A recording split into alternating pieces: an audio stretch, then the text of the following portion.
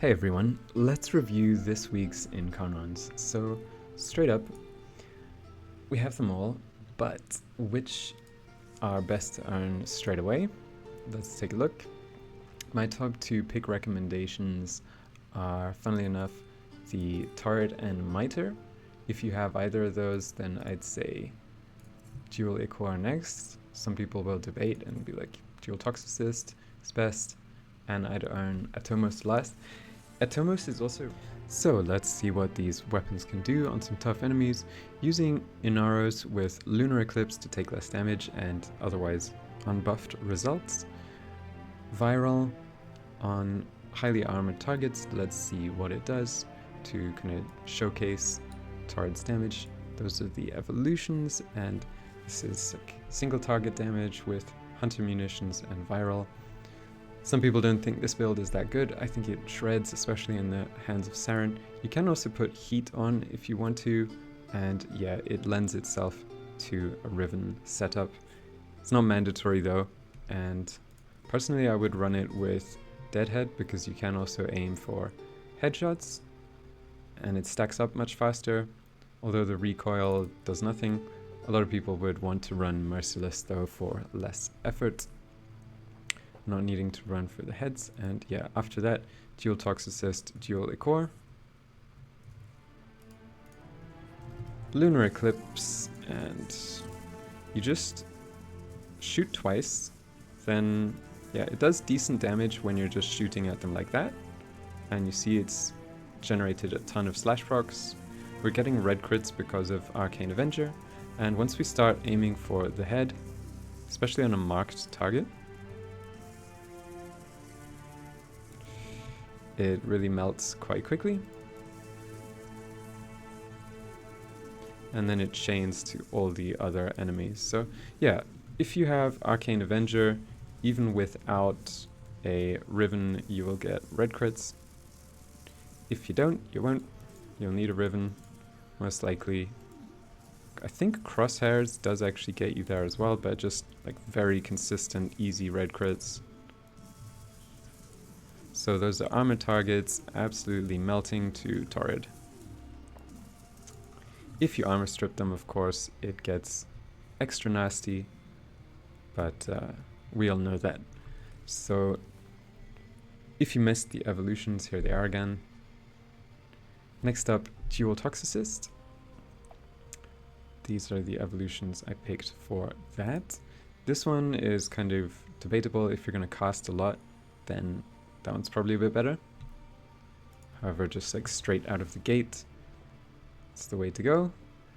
Again, very high Riven disposition. That's why they're so expensive for this gun. I haven't bothered buying one because it is super powerful even if you don't have one.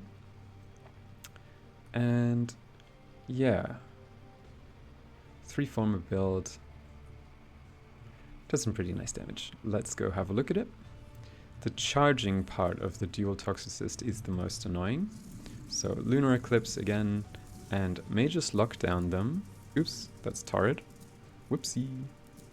May just lock down them, then land a headshot or two. And even if you're just going for body shots, it still does some like decent damage, but the moment you start going for headshots, this thing goes nuts because it has this little buff right here.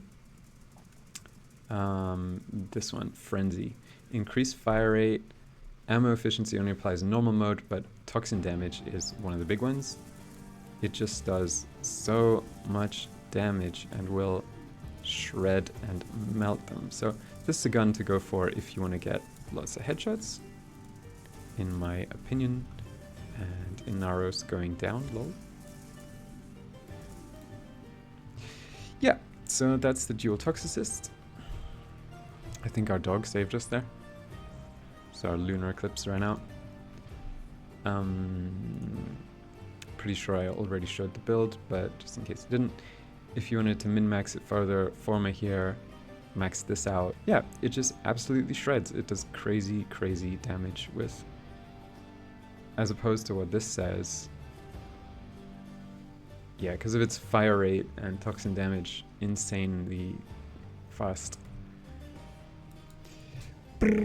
Moving on, dual Ichor. Next, this is actually one of my favorite melees because of its innate feature. So the innate feature of the dual Ichor creates toxin fields. It doesn't describe it more than that, but they absolutely shred unarmored targets. Even armored targets get wrecked quite decently. But yeah, if you armor strip them, just instantly shreds. And like this with melee influence, let's replace the Riven real quick with, oh, I don't know, Blood Rush, I guess. Yeah, if you just build it like this, absolutely shreds too. See it in action. Dual Ichor. And group them all up. Okay, no Riven. They don't take much damage from the Toxin field without armor stripping. But yeah, the weapon itself does good damage. Especially if you reach 12 times combo so quickly. Let's shred that 12 times combo and see in a more realistic fight where we're not necessarily using Saryn. Okay, how quickly can we generate combo? Pretty quickly. Like, look at that. Because one of the evolutions helps you on Toxin procs gain combo super fast. So with melee influence, this thing just goes nuts, and with Blood Rush, you get red crits very, very quickly. Next up, Miter and Atomos. I'm not demonstrating them in the order that I prioritized getting them, just in the order that I have them on the frames. Crit chance, reload speed for fast transformation, and Miter is actually best with like channeling frames because its fire rate goes insanely high. Otherwise, this eats your ammo reserves really quick. I don't mean like normal mode ammo, I mean IncarnON ammo, and it doesn't really make you do that much more damage. So let's kind of see the Miter in its worst case scenario, so to speak.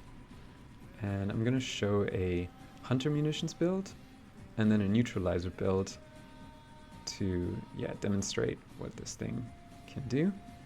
And then after that, last but not least, Atomos, sorry. And randomly on the floor, okay. Okay, Ember, I see. And we do actually have a channeling ability active. Sorry, I armor stripped these guys. Okay, I guess let's just see what it can do buffed. It ricochets and just kills everything. Yep. So need to pause enemy AI and cancel my buffs. Because Ember just goes squish a bit. Buffs cancelled, yep. Enemies generated. So this is IncarnON mode. And even without a channeling ability, it shoots pretty damn quickly and melts just about anything. You shoot it just like a regular gun, aim for the head. Look at that, beautiful. The slash procs going insane with both the gun itself proccing slash and Hunter Munitions on top of that. Just nuts. And yeah, you already saw what it does when you buff it. So Atomos next, this is the build that I'm using. You do want for plus 100% base crit damage, which is then further multiplied. You would want higher energy. Don't quite have that on Ember Prime because I'm a bit of a slacker and still haven't maxed primed flow. Even with Archon flow though, you would still need a Tau Forged blue shard on Ember to increase her maximum energy. On frames like Garuda, for instance, with really high energy, you can get the crit damage multiplier. So it goes a bit nuts. And yeah, let's demonstrate a build without a Riven. Don't have one, gotta make room for one. Okay, so what can we put there? Hornet Strike, why not?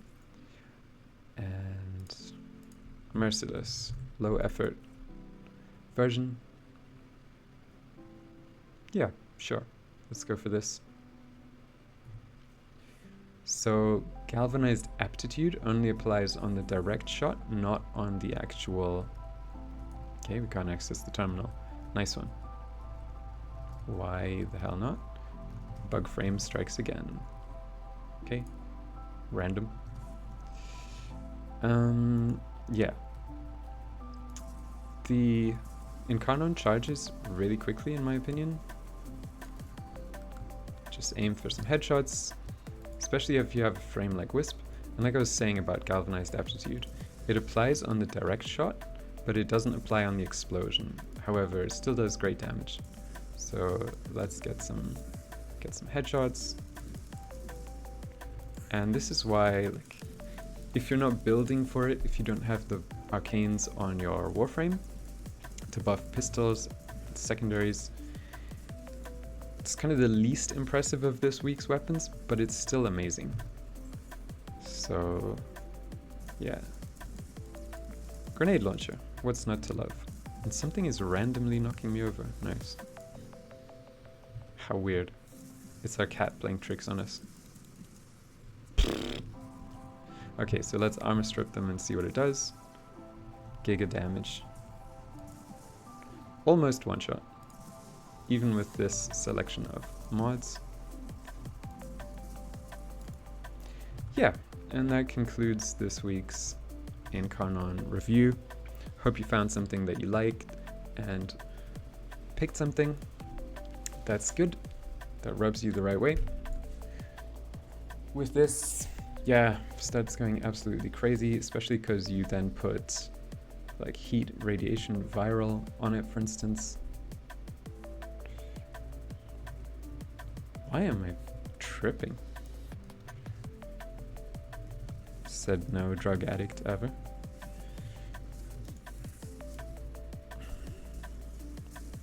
So yeah, armor stripped, even the basic function, even the basic mode goes absolutely nuts.